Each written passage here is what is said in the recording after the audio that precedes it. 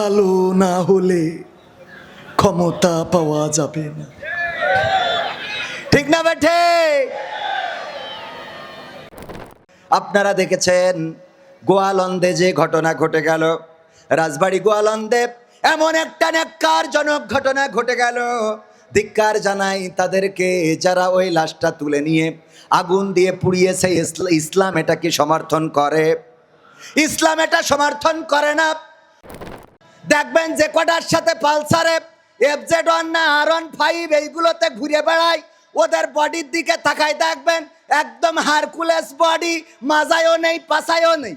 তাহলে সামনের কি অবস্থা? কথা কয় না। এইটার সাথে ঘুরে পার্কে যাবে, ওর হুজুর ভালো লাগে না রে। তারপরে যখন বিয়ে করে হঠাৎ করে শোনা যায় ও স্বামীর বাড়ি যাবে না, যাবে না। গোপনে শোনা যায় যে হক আদায় করতে পারছে না। কোন হক আপনারা বুঝে নেন? সালাম দেওয়া সুন্না, উত্তর দেওয়া ওয়াজিব। আসসালামু আলাইকুম রহমতুল্লাহ।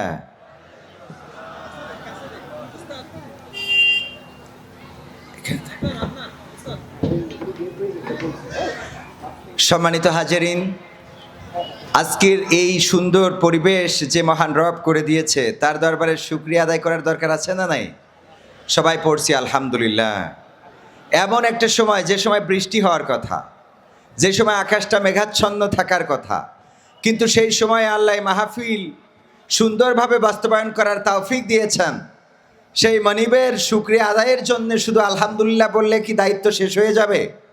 চেয়ারম্যান যদি ত্রাণের চাউল দেয়, মাঝে মাঝে তার মিছিলে যাওয়া লাগে না, লাগে না? চেয়ারম্যান যদি বিধবা ভাতার কার্ড দেয়, তাহলে এই বিধবাদের মাঝে মাঝে তাদের জনসভায় যাওয়া লাগে না, লাগে না?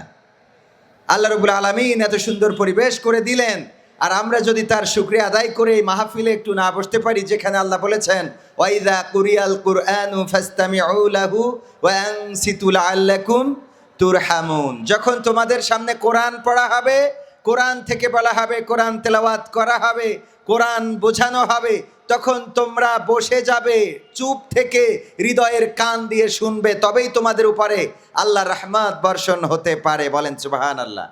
আমরা কি আল্লাহর জন্য একটু বসে থাকা যায় না? বসা যায় কি না? যারা দাঁড়ানো ভাইয়েরা, আল্লাহর ওয়াস্তে আপনাদেরকে বলবো, এত সুন্দর একটা আয়োজন, এত সুন্দর পরিবেশ যে মহান রব করে দিয়েছেন, তার শুকরিয়া আদায়ের জন্য হলেও এই মাহফিলে এসে বসে যাওয়ার জন্যে আল্লাহ সবাইকে তৌফিক দান করুন। বলেন আমিন। শরীরে চামড়া ছিল টান, মিষ্টি সুরে গাইতাম গান, গলার আওয়াজ আমার কত দূরে যাইতো।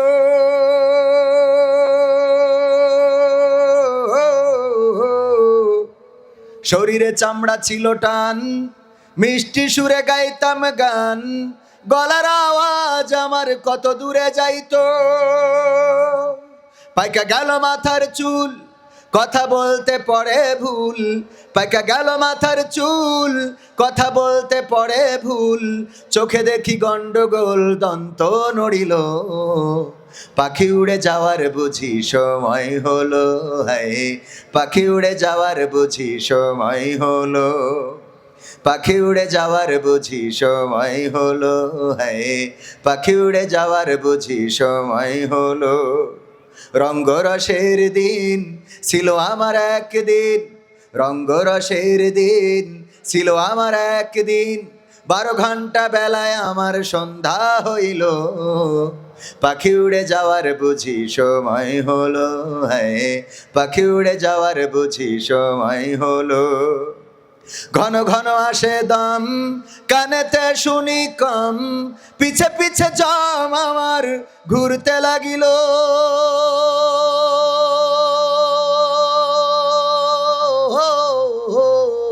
ঘন ঘন আসে দম, কানেতে শুনি কম, পিছে পিছে জম আমার ঘুরতে লাগিল।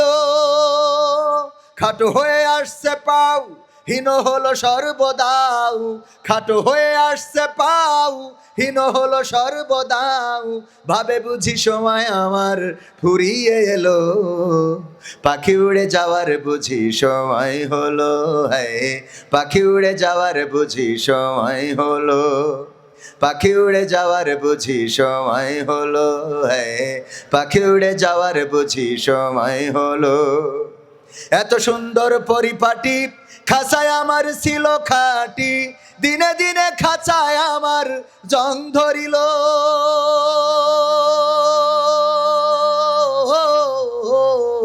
এত সুন্দর পরিপাটি খাঁচায় আমার ছিল খাটি, দিনে দিনে খাঁচায় আমার জং ধরিল। পুরাতন খাঁচাতে পাখি করে শুধু ডাকাডাকি, পুরাতন খাঁচাতে পাখি করে শুধু ডাকাডাকি।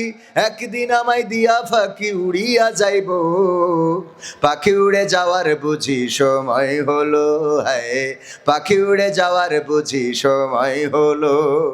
পাখি উড়ে যাওয়ার বুঝি সময় হলো রে, পাখি উড়ে যাওয়ার বুঝি সময় হলো। রঙ্গরসের দিন ছিল আমার একদিন, রঙ্গরসের দিন ছিল আমার একদিন, 12 ঘন্টা বেলায় আমার সন্ধ্যা হইল। পাখি উড়ে যাওয়ার বুঝি সময় হলো, ভাই পাখি উড়ে যাওয়ার বুঝি সময় হলো। পাখি উড়ে যাওয়ার বুঝি সময় হলো, হ্যাঁ পাখি উড়ে যাওয়ার বুঝি সময় হলো। এত আস্তে, আরেকটু জোরে বলা যাবে না? আরেকটু জোরে। মহেশ্বর পাশা যুব সমাজের উদ্যোগে আয়োজিত 2 দিন ব্যাপী 5ম বার্ষিক তাফসিরুল কোরআন মাহফিলের প্রথম দিবসের সম্মানিত সভাপতি জনাব SM আজিজুর রহমান স্বপন সাহেব, যিনি বিশিষ্ট সমাজসেবক এবং সেক্রেটারি BIWF খুলনা মহানগরী। এছাড়া আলোচনা করেছেন অধ্যাপক মাহফুজুর রহমান, আলোচনা করেছেন মাওলানা হাসিবুল্লাহ মিসবাহ। ও আমি ওই পাশেরটা পড়ে ফেলেছি না, ঠিক আছে। আজকে সভাপতিত্ব করছেন ডাক্তার সৈয়দ গোলাম কিবরিয়া। সভাপতির সময় তো ভুল দাঁড়ায় দেবে, ওটা বলার পরে তারপর বলতেছে। ডাক্তার সৈয়দ গোলাম কিবরিয়া সাহেব, যিনি সভাপতি বাংলাদেশ জামাত ইসলামী 3 নম্বর ওয়ার্ড দৌলতপুর। আলহামদুলিল্লাহ, এইভাবে ব্যানারে বাংলাদেশ জামাত ইসলামী 3 নম্বর ওয়ার্ড দৌলতপুর লেখার ক্ষমতা 5 আগস্টের আগে আমাদের ছিল? পরিবেশ করে দিয়েছেন কে? চিল্লায় বলেন কে? সেই আল্লাহর দরবারে নত শিরে শুকরিয়া আদায় করে আবার পড়ছি আলহামদুলিল্লাহ। আলোচনা করলেন কিছুক্ষণ আগে আমার শ্রদ্ধাভাজন ওস্তাদ, গণমানুষের নেতা, সাতক্ষীরায় শ্যামনগরের ওই পাশে, কালীগঞ্জের ওই পাশে সুন্দরবন আছে, সেখানে এক বাঘ পাওয়া যায়। আর সাতক্ষীরার জনপদেও বাঘের বসবাস আছে না নাই? আল্লাহ ইসলামী আন্দোলনের কর্মীদেরকে রয়্যাল বেঙ্গল টাইগার করে পাঠিয়েছেন, বিশেষ করে সাতক্ষীরাতে। এই জন্যে দেশের অন্য জায়গায় যাই হোক, সাতক্ষীরায় একটু নির্যাতন বেশি হয়, ঠিক না বেঠিক? তো আলোচনা করেছেন মুহাদ্দিস আব্দুল খালেক সাহেব হাফিজাহুল্লাহ, আল্লাহ মুহতারামকে নেখায়াত দান করুন। আলোচনা করেছেন মাওলানা মুফতি আব্দুল আলাম আল মামুন সাহেব, মাওলানা মুফতি সেলিম রেজা সাহেব। উনারা অত্যন্ত গুরুত্বপূর্ণ আলোচনা করেছেন এবং আমার পরে আলোচনা করবেন বাংলাদেশের প্রখ্যাত আলেমে দ্বীন, বাংলাদেশে আলোড়ন সৃষ্টিকারী মুফাসসির, বিশিষ্ট ইসলামী চিন্তাবিদ মাওলানা সাদিকুর রহমান আজহারি। উনি এসে গিয়েছেন, কিছুক্ষণের মধ্যেই আপনাদের মাঝে তাশরিফ আনবেন ইনশাআল্লাহ। আল্লাহ তাকে সহি সালামতে আসার তৌফিক দান করুন, পড়েন আমিন। সম্মানিত ভাইয়েরা, এছাড়াও উপস্থিত আছেন আজকের মাহফিলে স্টেজে অনেক গণ্যমান্য ব্যক্তিবর্গ।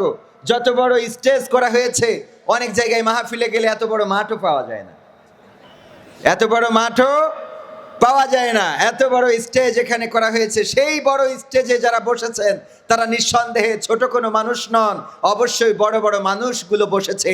তবে এই স্টেজে বসা মানুষের থেকে উত্তম মানুষ হলো আপনারা, যারা এরকম একটা লাল গালিচা সম্বর্ধনা না পাওয়ার পরেও খোলা আকাশের নিচে আল্লাহর জন্য বসে আছেন। এছাড়া মহিলারা রয়েছে পর্দার অন্তরালে, মাইকের আওয়াজ যারা শুনছেন, আমি আনুষ্ঠানিকভাবে সালাম জানাচ্ছি, আসসালামু আলাইকুম রাহমাতুল্লাহ। সম্মানিত ভাইয়েরা, আমি যেহেতু বিশেষ আকর্ষণ, আমার নামটা নিচেই, একেবারে নিচেই প্রথম দিনে একটু বর্ডার করে দিয়ে রেখেছে, এই জন্যে আনুষ্ঠানিকভাবে শুরু করতে চাই না, সময় বড় অল্প, এর মধ্যে অনেকগুলো কাজ রয়েছে।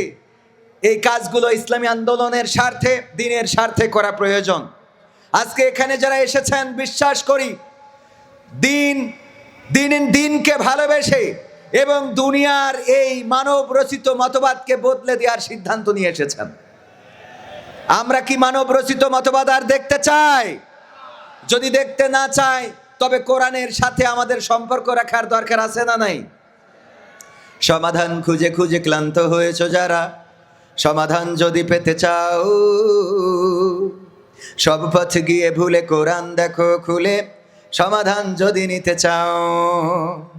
সমস্যা যত সব দূর করে দিবে রব, সমস্যা যত সব দূর করে দিবে রব, যদি তুমি যাও চেয়ে যাও। সমাধান খুঁজে খুঁজে ক্লান্ত হয়েছো যারা, সমাধান যদি পেতে চাও, সব পথ গিয়ে ভুলে কোরআন দেখো খুলে, সমাধান যদি নিতে চাও। কোরআন ধরি না বলে, কোরআন পড়ি না বলে চারিদিকে হই লাঞ্ছিত, কোরআন জানি না বলে, কোরআন মানি না বলে সব অধিকার বঞ্চিত।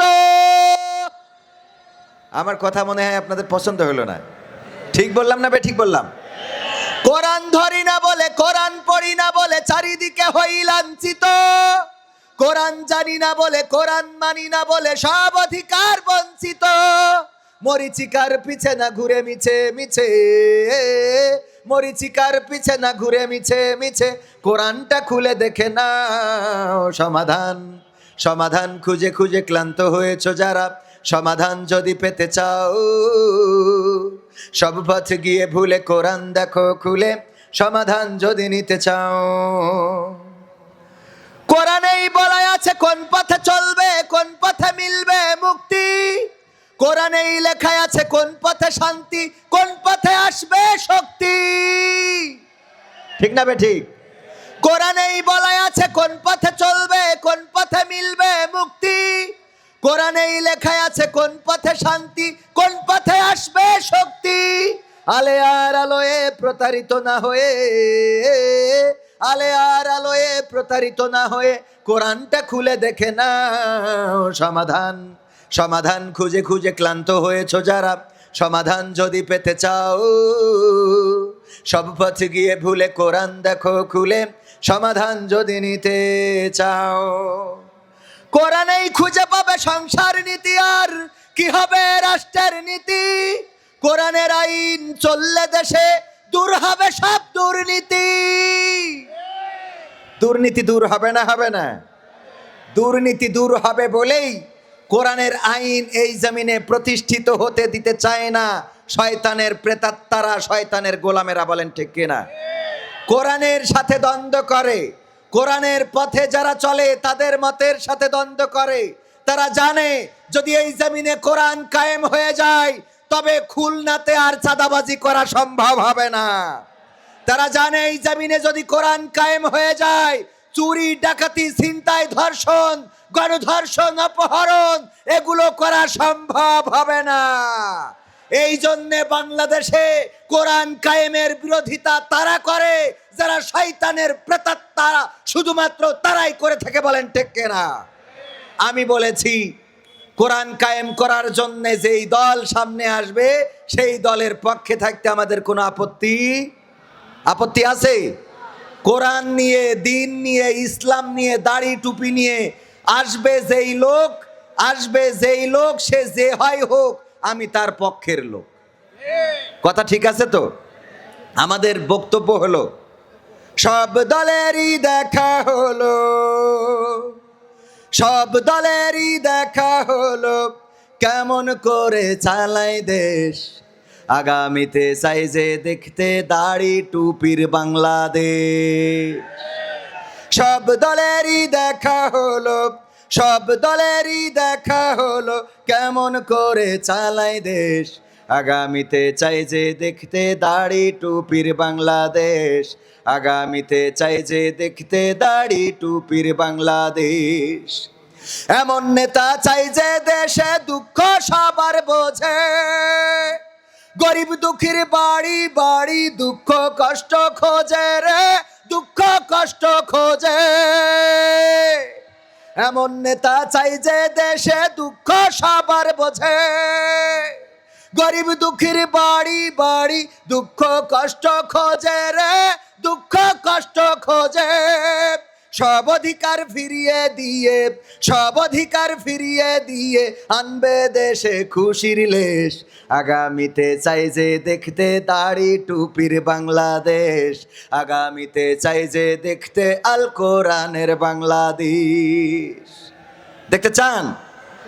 তারপর কি চাই?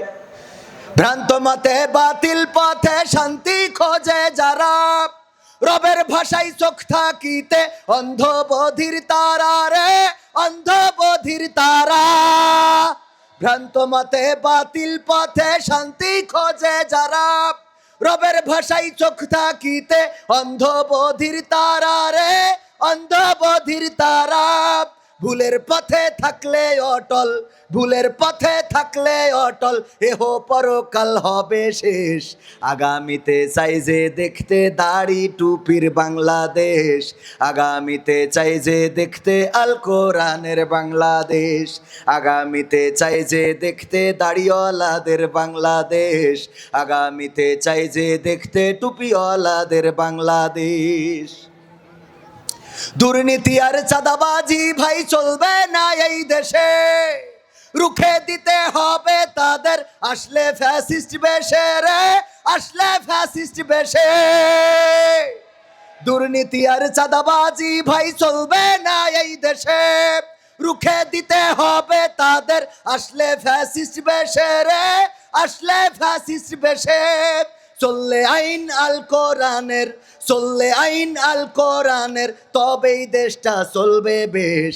আগামীতে চাই যে দেখতে দাড়ি টুপির বাংলাদেশ, আগামীতে চাই যে দেখতে আল কোরআনের বাংলাদেশ। সব দলেরই দেখা হলো, সব দলেরই দেখা হলো কেমন করে চালায় দেশ। আগামীতে চাই যে দেখতে দাড়িওয়ালাদের বাংলাদেশ, আগামীতে চাই যে দেখতে টুপিওয়ালাদের বাংলাদেশ, আগামীতে চাই যে দেখতে আল কোরআনের বাংলাদেশ। একমত কি আছেন? কারা কারা একমত একটু দেখতে চায়? লিল্লাহি তাকবীর। আল কোরআনের আলো, আল হাদিসের আলো, আল কোরআনের আলো, সংসদে জালো, নারায়ে তাকবীর। আল্লাহর আইন যদি কায়েম দেখতে হয়, আল্লাহর জমিনে আল্লাহর দিন যদি প্রতিষ্ঠিত দেখতে হয়, তাহলে কোরআনের কাছে নিজেদের আসার দরকার আছে না নাই? কোরআনের আইন নিজেরা মানার দরকার আছে না নাই? আল্লাহ রাসূলের আদর্শ যদি বাস্তবায়ন করতে হয়, রবিউল আউয়াল মাস, সিরাতুন নবী আর মিলাদুন নবী নিয়ে দ্বন্দ্ব আছে না নাই? সিরাতুন নবী মিলাদুন নবী নিয়ে শুধু দ্বন্দ্ব আছে, এখানেই শেষ নয়। আপনারা দেখেছেন গোয়ালন্দে যে ঘটনা ঘটে গেল, রাজবাড়ী গোয়ালন্দে এমন একটা ন্যাক্কারজনক ঘটনা ঘটে গেল। ধিক্কার জানাই তাদেরকে যারা ওই লাশটা তুলে নিয়ে আগুন দিয়ে পুড়িয়েছে। ইসলাম এটাকে সমর্থন করে? ইসলাম এটা সমর্থন করে না। উগ্রবাদীদের কোনো ঠাঁই বাংলার জমিনে হবে? ষড়যন্ত্র আছে না নাই? ষড়যন্ত্র চলছে, মানুষকে উস্কে দিতে চায়, মানুষকে ফুসলিয়ে ফাসলিয়ে এমন কোনো ভুল কাজ করাতে চায়, যেই ভুল কাজটা করার পরে আল্লাহর কাছে আল্লাহও তারপরে বেরাজি হয়ে যাবে, আল্লাহর কাছে খারাপ হবে এবং বিশ্বের বুকেও দেখাইতে চায়, দেখো বাংলাদেশের তাওহীদি জনতা মানুষ মারা যাওয়ার পরে লাশটাও কবরে থাকতে পারে না। এই ষড়যন্ত্র করেছে না করে নাই? রাজবাড়িতে যেটা হয়েছে কোন ইসলামী আন্দোলনের কর্মীরা করে নাই। আমি দেখেছি যারা এই কাজ করেছে জিন্সের প্যান্ট পরা আর ইনস্ট্যান্ট পাঞ্জাবি গায়ে দেয়া। যেই ব্যক্তিটা মারা গিয়েছে সে নিজেকে ইমাম মাহদি দাবি করেছে, বলেন নাউজুবিল্লাহ। সে তার কবরটা মক্কার আদলে তৈরি করেছে, সে তার কবরের পাশে নাকি তাওয়াফ করতে বলেছে, সে তার কবরে উঁচু বেদি তৈরি করেছে। যাই করুক না কেন এইগুলো ভেঙে দেয়া যেতে পারে, এইগুলো মাটির সাথে মিশিয়ে দেয়া যেতে পারে। এই কাজগুলো বন্ধ করার জন্যে আইন প্রশাসন তাদের কাছে জানানো যেতে পারে গতানুগতিকভাবে আন্দোলনও করা যেতে পারে, কিন্তু কোনো ব্যক্তির লাশ কবর থেকে তুলে নিয়ে পুরানোর ইখতিয়ার আল্লাহ রাব্বুল আলামিন এবং তার নবী আমাদের শরীয়তে দেয় নাই। দিয়েছে নাকি? সুতরাং এমন খারাপ কাজ কি করা যাবে? যারা করেছে, অন্যায় করেছে, অপরাধ করেছে, যেই মানুষটা মারা গেল, আল্লাহর কাছে চলে গেল, তার হিসাব নেওয়ার জন্য আল্লাহ যথেষ্ট। বেঁচে থাকতে তাকে কন্ট্রোল করতে পারেন নাই, বেঁচে থাকতে তার কার্যক্রমে বাধা দিতে পারেন নাই, বেঁচে থাকতে তার ওই ভণ্ডের দরবার উঠিয়ে দিতে পারেন নাই। মারা যাওয়ার পরে লাশটারে পুড়াইলেন, যেটা ইসলাম সমর্থন করে না। এমন আবেগী মুসলমান হওয়া যাবে? কথা কয় না, হওয়া যাবে? যদি ইসলামী আন্দোলনের সাথে সম্পর্ক রাখতে চান, যদি কোরআনের সাথে সম্পর্ক রাখতে চান, তাহলে আগে নিজে নামাজি হওয়ার দরকার আছে না নাই?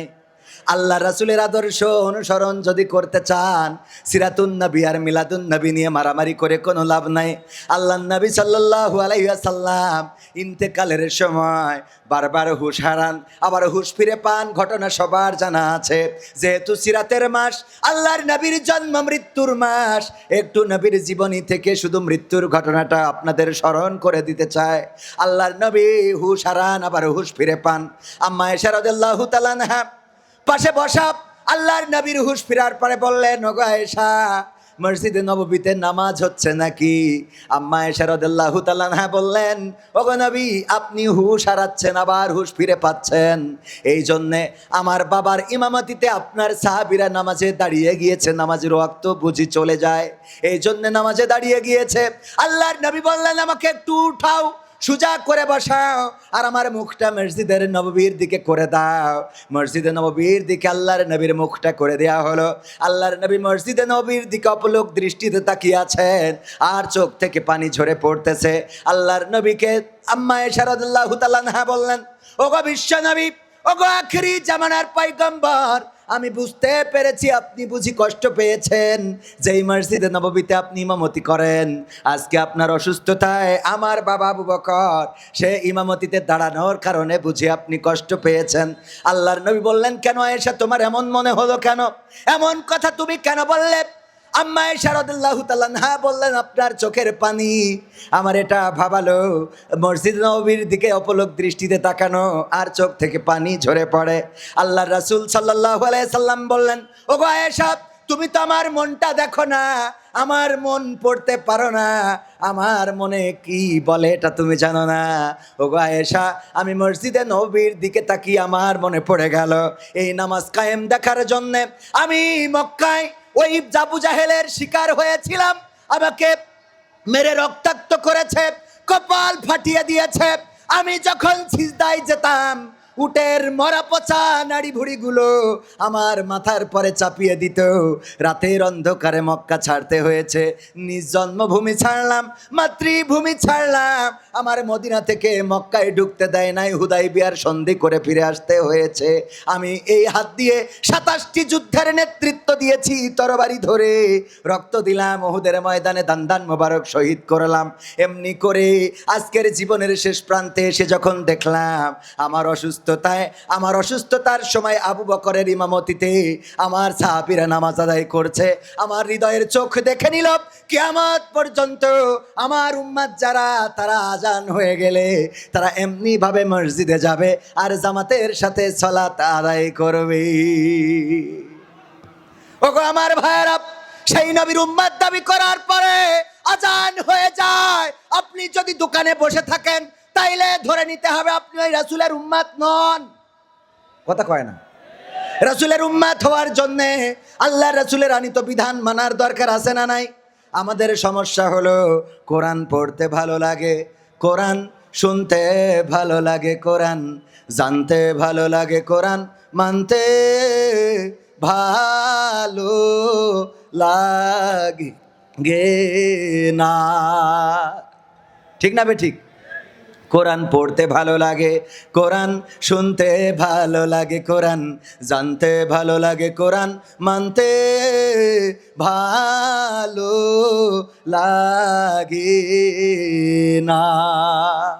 নামাজেতে পড়লে কোরআন মনটা শীতল হয়, কারির তেলাওয়াত শুনিলে প্রাণ জুড়িয়ে যায়, নামাজেতে পড়লে কোরআন মনটা শীতল হয়, কারির তেলাওয়াত শুনিলে প্রাণ জুড়িয়ে যায়, সেই কোরআনের ব্যাখ্যা দিলে কলিজাতে আগুন জ্বলে, আছে না নাই?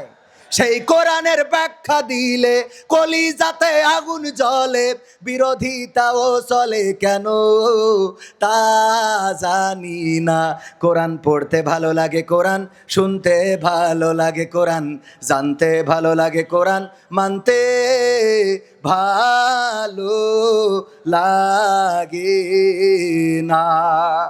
কোরআন পড়ে অনেক লোকে শুরু করতো দিন, তারা আবার চাইতো না দেশে কোরআনের আইন, ঠিক না বেঠে? কোরআন পড়ে দেখতাম ওরা শুরু করতো দিন, তারা আবার চাইতো না দেশে কোরআনের আইন।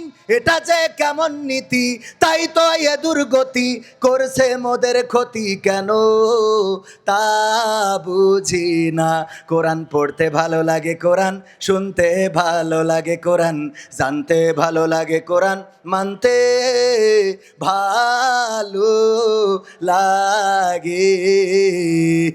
বুকে চুমু খাওয়ার লোকের নাই অভাব, সেই কোরআনের বিরোধিতা আবু জাহেলের স্বভাব। বিরোধিতা করার লোক আছে না নাই? কোরআন বুকে চুমু খাওয়ার লোকের নাই অভাব, সেই কোরআনের বিরোধিতা আবু জাহেলের স্বভাব। মানবা সুবিধা মতো তাই এই বুকে ক্ষত, মানবা সুবিধা মতো তাই এই বুকে ক্ষত, দেখলে এমন কিছু সইতে পারি না।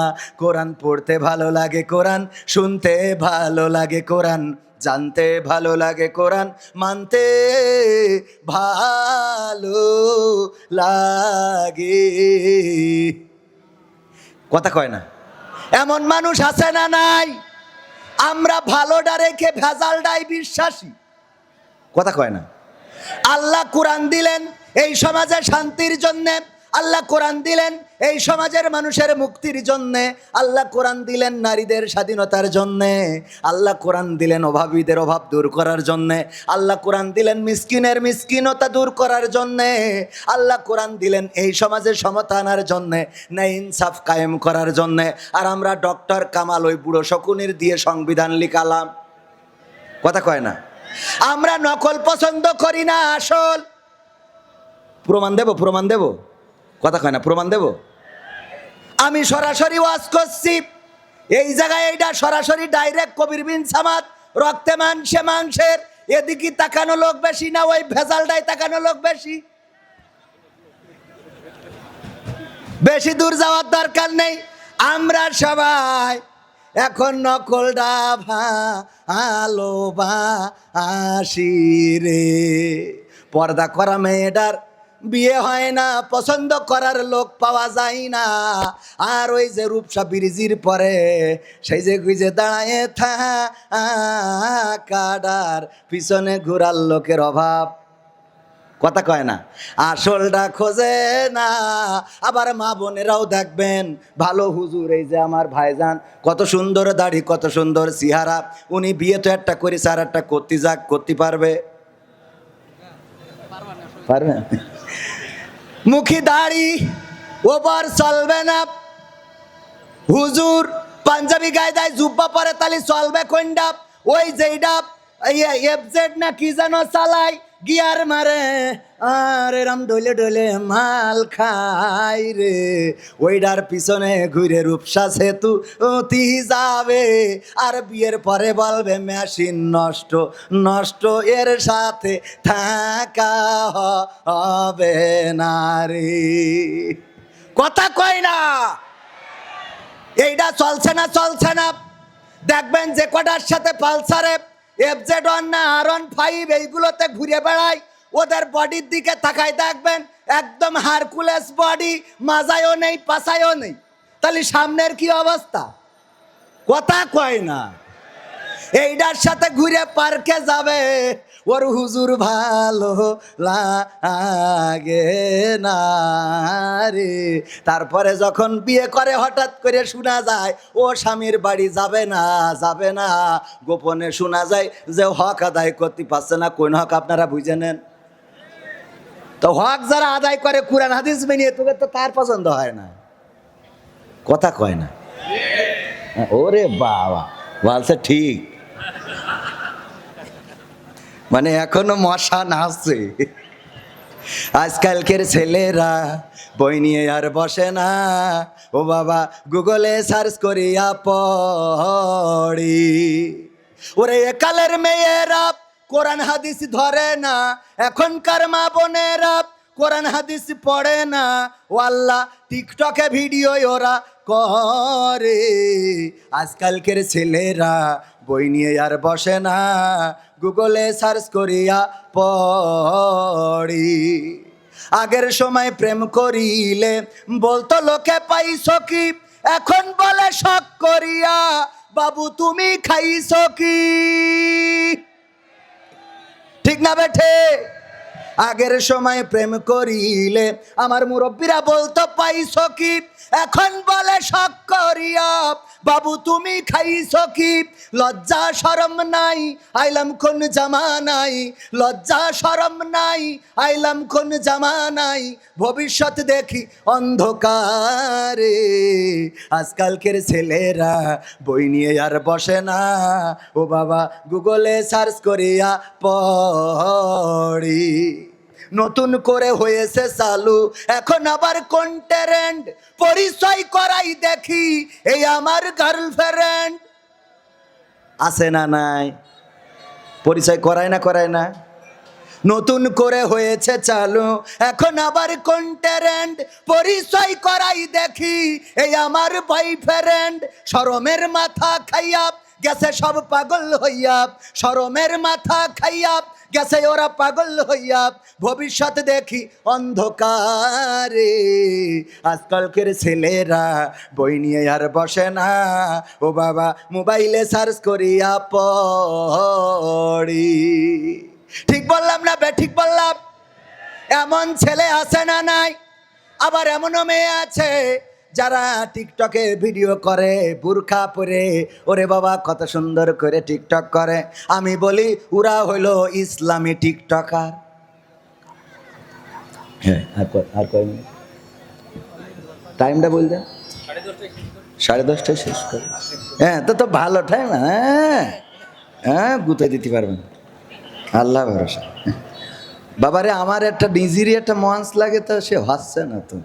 এবার বর্ষাকাল তো, সময় আসলে হয়ে যাবেন। যাই হোক, আপনারা অখুশি হচ্ছেন, কষ্ট হচ্ছে আপনাদের, কষ্ট পাচ্ছেন কে কে হাত উঁচু করেন। এই যে আমাদের এই ভাই খালি কষ্ট পাচ্ছে। আপনি ভিডিও করছেন তাও কষ্ট পাচ্ছেন, ও এই জন্যই কষ্ট পাচ্ছেন, খিদে লেগেছে। যাক আলহামদুলিল্লাহ, সত্য বলা ভালো। ভাইরা আমার, সময় যেহেতু অল্প, এই জন্যে আমি ওয়াইজিন তো না, এখানে আকর্ষণ, এই জন্য আকর্ষণের দিকে যাচ্ছি। হ্যাঁ ভাইয়েরা আমার, অল্প সময়ের মধ্যে একটু বেশি কথা বলে ফেলতে চায়। আজকের যুবকেরা, তরুণেরা, কিশোরেরা, আমার কলেজার টুকরারা, যাদেরকে বড্ড ভালোবাসি, আল্লাহ রাসূল সাল্লাল্লাহু আলাইহি ওয়াসাল্লাম যুবকদেরকে এতটাই মহব্বত করতেন, যখন কোনো সমাবেশে আল্লাহ রাসূল বক্তৃতা দিতেন, যখন কোনো মজমায় মজলিসে আল্লাহ রাসূল বক্তৃতা দিতেন, এমন সময় যদি কোনো যুবক দাঁড়িয়ে যেত, কোনো যুবক যদি এসে দাঁড়াতো, আল্লাহ রাসূল সাল্লাল্লাহু আলাইহি সাল্লাম বসার জায়গা যদি দেখতেন সংকুলান নাই, যদি দেখতেন পাটির ব্যবস্থা নাই, নিজের গায়ের চাদরটা খুলে চেলে দিতেন। যুবকেরা, এই চাদরটা বিছিয়ে বসে পড়ো, বলেন সুবহানাল্লাহ। আল্লাহর নবীর কাছে শুধু যৌবনের দাম ছিল এমন নয়। আল্লাহর নবী বলেছেন, পরকালের ময়দানে 5টি প্রশ্নের উত্তর না দেওয়া পর্যন্ত কোনো আদম সন্তান কদম উঠাতে পারবে না। তার মধ্যে 1 নম্বর প্রশ্ন হলো, হায়াত দিয়েছেন আল্লাহ রাব্বুল আলামিন, জীবন দিয়েছেন, মৃত্যু থেকে জন্ম থেকে মৃত্যু পর্যন্ত এটা কোন পথে ব্যয় করেছো। 2 নম্বর হলো, আল্লাহ যৌবনকাল দিয়েছে, এই যৌবনকালটা কোন পথে ব্যয় করেছো। সেই যৌবনকাল যদি আপনি খারাপ পথে ব্যয় করেন, আর আসরের পরে যখন নেটওয়ার্ক চলে গেছে, এখন আর টাওয়ার পায় না, ওই সময় যে মসজিদে বসে বিসমিল্লাহ বিসমিল্লাহ লা ইলাহা সুবহানাল্লাহ আলহামদুলিল্লাহ, এই কাজ চালিয়ে রইটা। আরে বাবা, খুব আল্লাহ আল্লাহ, কথা কয় না। আছে না নাই? যৌবনকালে কোনোদিন মসজিদে ঢোকে নাই, নামাজের কাছে যায় নাই, কোরআন পড়ে নাই, হাদিস ধরে নাই, বরং অন্যায় করেছে, শয়তানের পদাঙ্ক অনুসরণ করেছে। বৃদ্ধকালে এসে যখন নেটওয়ার্ক চলে গেছে, টাওয়ার পায় না, বুঝে নেন কে টাওয়ার। এই সময় যে মসজিদে পড়ে থাকে, কারণ বউয়ের ঘ্যানর তো ভালো লাগে না, রাত্রিও ঠিক মতো দায়িত্ব পালন করতে পারে না, দিনেও ঠিক মতো পারে না। এই জন্যে ওই সময় মসজিদে যাইয়ে তসবিহ জপে। আর যখন নামাজে দাঁড়ায়, আমার শিশুরা, কিশোরেরা, বাচ্চারা, ছোট ছোট মানুষ যদি যায়, যে নামাজের মধ্যে যদি একটু কথা বলে, মুরব্বী তো আত্তাহিয়াতু তাশাহুদ ভালো করে শেখে নাই, তারপরেও পড়তে যেয়ে ওর ডিস্টার্ব হয়ে যায় ওই বাচ্চার চেঁচামেচিতি, আর খালি পড়ে আর বলে আত্তাহিয়াতুলিল, কাজ চালিয়ে যে হাসছে, ধরবো নামাজের সাথে হিয়াতুলিল্লাহ চলে। ঠিক না বেঠে? আল্লাহুম্মা সাল্লি আলা মুহাম্মদ, কাজ চালিয়ে রে হাসতেছে।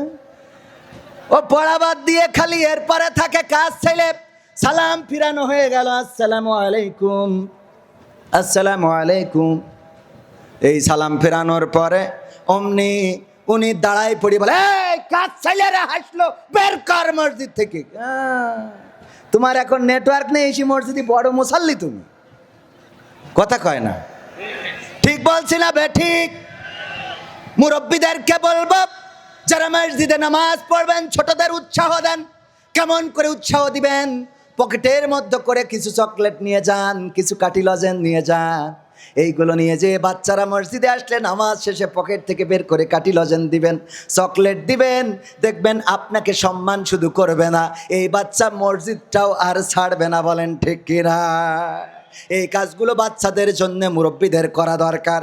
আর আমার যুবকেরা, আমার তরুণেরা, আমার কিশোরেরা সব ভুল পথ ভুলে যারা নামাজ পড়ো না, রোজা রাখো না, যৌবনের গরম আছে, চিন্তা করো এখনো অনেক দিন বাঁচবা। ওগো আমার যুবকেরা, কখন কোন সময় কোন জায়গায় কোন অ্যাক্সিডেন্টে পড়ে থাকবা, এই খবর তুমিও জানবা না। জানেন কে? জানেন কে? এটা তো অ্যাক্সিডেন্টের কথা বললাম। আর টিভি নিউজ, আজকের পত্রিকা, আর টিভিতে দেখলাম বাসর রাত, আপনাদের চোখের সামনেও পড়ে থাকতে পারে। যুবক বিয়ে করে নিয়ে বাড়িতে এসেছে, বাসর রাত, ওই বাসর রাতে স্ত্রী মেশিনটা কেটে দিয়েছে। তার মানে যে বিয়ে করতেছে, ওইটা বুঝে শুনে কইরো, কথা কয় না। আমি সত্য বলছি না মিথ্যা বলছি? যদি কথা মিথ্যা বলি, আল্লাহ যেন আমার পরে গজব দেয়। সত্য কথা বলছি, এই জন্য যুবকদেরকে ভালো হইতে হবে। নিজে যদি ভালো হয়, তাইলে টিকটকার বিয়ে করবে না, ও খুঁজে বেড়াবে ওই যে মাদ্রাসা যেখানে খাওয়া দাওয়া করলাম, ওই মাদ্রাসার একজনে হাফেজা, একজনে আলেমা, সেই বোঝে কেমন করে স্বামীর খেদমত করতে হয়, কেমন করে শ্বশুরের সাথে আচরণ করতে হয়, কেমন করে পরিবারের লোকজনের সাথে ব্যবহার করতে হয়। এমনিভাবে এগুলো তারা বোঝে, কারণ কোরআন পড়েছে, হাদিস পড়েছে। ওগো আমার ভাইয়েরা, এই জন্যে নিজে ভালো হওয়ার দরকার আছে না নাই? কি হবে বেঁচে থেকে অযথা বিদ্যা শিখে, যদি না গড়তে পারি শোষণবিহীন সমাজটাকে? কি হবে বেঁচে থেকে? কি হবে ছাত্র সেজে চুমু খেয়ে সনদ খানা, যদি হয় বিদ্যালয়টা পতিতাদের আড্ডাখানা? কি হবে ছাত্র সেজে চুমু খেয়ে সনদ খানা, যদি হয় বিদ্যালয়টা পরিমণিদের আড্ডাখানা? এর চেয়ে মরাই ভালো, দেশ ছেড়ে যাওয়াই ভালো, এর চেয়ে মরাই ভালো, দেশ ছেড়ে যাওয়াই ভালো। কি হবে ধোকা দিয়ে বিবেকটাকে?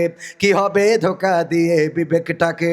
কি হবে বেঁচে থেকে অযথা বিদ্যা শিখে, যদি না গড়তে পারি শোষণবিহীন সমাজটাকে? কি হবে বেঁচে থেকে?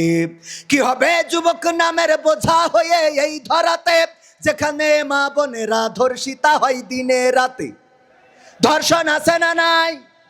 এই ধর্ষণ যদি বন্ধ করতে হয়, যুবকদেরকে সচেতন হতে হবে, আল্লাহর পথে আসতে হবে, কোরআনের পথে আসতে হবে। শুধু তাই নয়, এই বাংলার জমিনে যদি কোরআনের আইন কায়েম হয়ে যায়, তাইলে ধর্ষণ, গণধর্ষণ শুধু নয়, রাতের অন্ধকারে জিনাটাও বন্ধ হয়ে যাবে। বলেন ঠিক কিনা? কারণ ধর্ষণ করলে শাস্তি কি?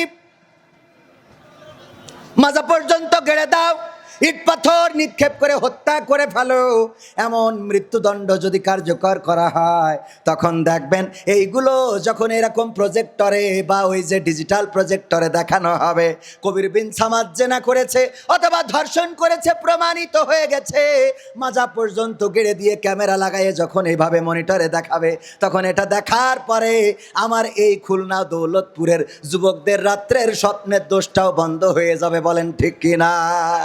কারণ স্বপ্নের মধ্যে বলবে না না হবে না, হবে নারী। ঠিক না বেঠে? কি হবে যুবক নামের বোঝা হয়ে এই ধরাতে, যেখানে মা বোনেরা ধর্ষিতা হয় দিনে রাতে। যৌবনের সার্থকতা ঘুচিবে সকল ব্যথা, যৌবনের সার্থকতা ঘুচিবে সকল ব্যথা। পারো যদি বলি দিতে মানুষরূপী পশুটাকে, পারো যদি বলি দিতে মানুষরূপী পশুটাকে, কি হবে বেঁচে থেকে অযথা বিদ্যা শিখে, যদি না গড়তে পারি শোষণবিহীন সমাজটাকে। কি হবে বেঁচে থেকে, কি হবে লেখালেখি কলমবাজির ওই মহড়া, সমাজের আসল চিত্র যদি না যাই তুলে ধরা। কি হবে লেখালেখি কলমবাজির ওই মহড়া, সমাজের আসল চিত্র যদি না যাই তুলে ধরা। যদি ওই ঘুষের বলে কলমটা উল্টো চলে, যদি ওই হ্যালো কলে ক্যামেরা উল্টো বলে, তবে কি যাবে রোখা দুর্নীতিকে? কথা কয় না যাবে? তবে কি যাবে রোখা দুর্নীতিকে? কি হবে বেঁচে থেকে অযথা বিদ্যা শিখে, যদি না গড়তে পারি শোষণবিহীন সমাজটাকে? কি হবে বেঁচে থেকে? অনেক লম্বা গান, এত দূর যাব না। ও গো আবার ভাইরা, শোষণ মুক্ত সমাজ আমরা কারা কারা পেতে চাই? হাত দেখতে চাই।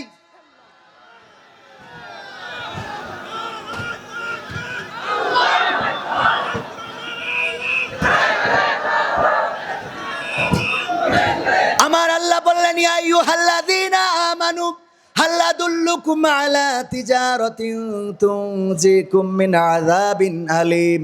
ওগো ঈমানদারেরা, আমি কি তোমাদের একটা ব্যবসা ধরাই দেব, যেই ব্যবসা যদি করতে পারো কোনোভাবে, তাইলে কঠিন জাহান্নামের আযাব থেকে বেঁচে যাবা, তার মানে সরাসরি জান্নাতে যেতে পারবা। আল্লাহ রাব্বুল আলামিন এই প্রশ্ন আমাদের কাছে করলেন। বলেন সেই ব্যবসার আমাদের দরকার আছে না নাই? আল্লাহ বললেন ব্যবসা করো, এমন একটা ব্যবসা যেই ব্যবসাটা আমি বলে দিতে চাই, আমার কথা মতো যদি ব্যবসা করো, ওগো আমার ভাইয়েরা, অনেকেই দেখবেন যে ব্যবসা করে কোটিপতি টাকাওয়ালা হয়েছে।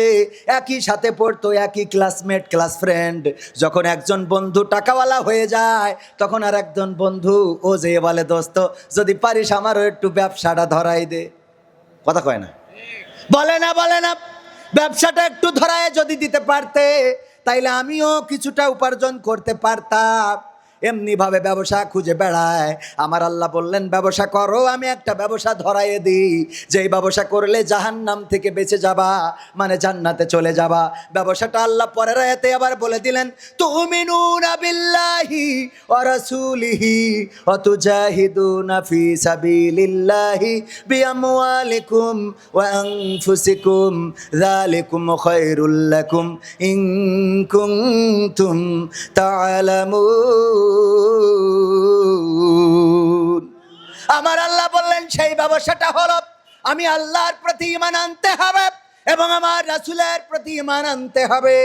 আর আমি তোমাদের যে জান দিলাম, মাল দিলাম, এই জান এবং মাল দিয়ে আমার জমিনে আমার দিন কায়েমের সংগ্রাম করতে হবে। এই কাজগুলো যদি করতে পারো, কাজ কয়টা বলেন সবাই চিল্লায়ে? আঙুল দেখালাম কয়টা? জোরে বলেন কয়টা?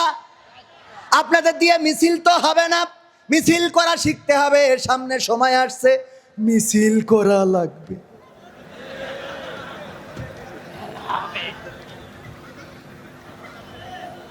ভালো না হলে ক্ষমতা পাওয়া যাবে না। ঠিক না বেঠে? আল্লাহ এতে কয়টা কাজের কথা বলেছেন? জোরে বলেন কয়টা? আরো জোরে কয়টা? জোর হলো না কয়টা? এক নম্বর হলো আল্লাহ বললেন আমার প্রতি ঈমান, তুমিনুনা বিল্লাহ। তারপরে বললেন রাসূলের প্রতি ঈমান। তারপরে কি বললেন? আমার জমিনে আমার দিন কায়েম করার জন্যে খরচ করতে হবে বিআমওয়ালিকুম মাল এবং আনফুসিকুম জান। আল্লাহ বললেন এই সাইডে করো ঈমান আনো আমার পরে, আমার রাসূলের পরে, আর দিন কায়েমের জন্য খরচ করো নিজের টাকা আর জীবন। আজকে আপনাদের কাছে তেমন কিছু চাই না, চাওয়ার দরকারও নাই। যদি বলি আগামী দিন আল্লাহর জমিনে আল্লাহর দিন কায়েম করার জন্যে, রক্ত দেওয়ার জন্যে, দিন কায়েমের জন্যে যদি রাজপথে থাকতে হয়, রাজি আছেন না নাই? ওগো আমার ভাইয়েরা, কোরআনের পাখি আল্লামা দেলওয়ার হুসাইন সাঈদী এই গেল আগস্ট মাসে 2 বছর আগে পৃথিবী থেকে বিদায় নিয়েছিলেন। সেই আগস্ট পরের বার ঘুরে আসতে পারে নাই, তার আগেই ফ্যাসিস্টকে চলে যেতে হয়েছে, না হয় নাই? আল্লামা সাঈদীর বিরুদ্ধে যারা সাক্ষ্য দিয়েছে তারা এখন আবার সাক্ষ্য দিচ্ছে।